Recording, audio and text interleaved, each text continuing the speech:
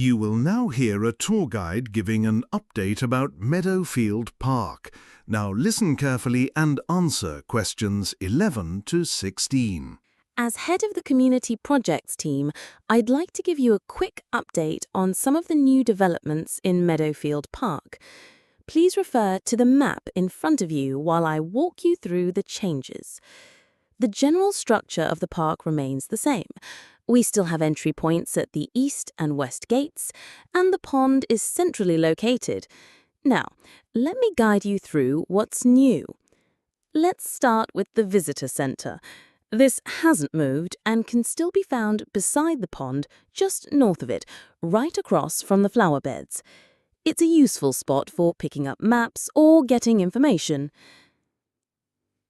We've added a dog exercise area, which has been quite popular with local residents.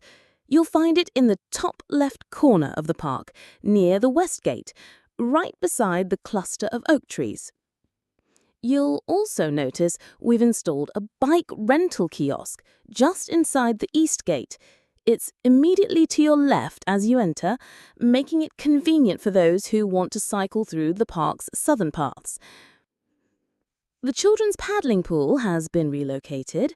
It used to be near the eastern end of the park, but to improve safety, it's now been moved just south of the pond, where it's easier for parents to supervise. For those interested in fitness, we've introduced a climbing wall. It's located near the southern walking path, close to the line of fir trees, and not far from the east gate. Another exciting addition is our open-air stage for weekend performances. It's been placed at the bend in the main path on the northeast side of the park, where it's both scenic and easy to access. In the northwest corner, where the park boundary curves slightly, we've created a seating terrace with shaded benches.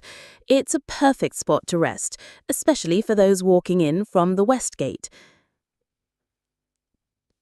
To support biodiversity, we've created a pollinator garden.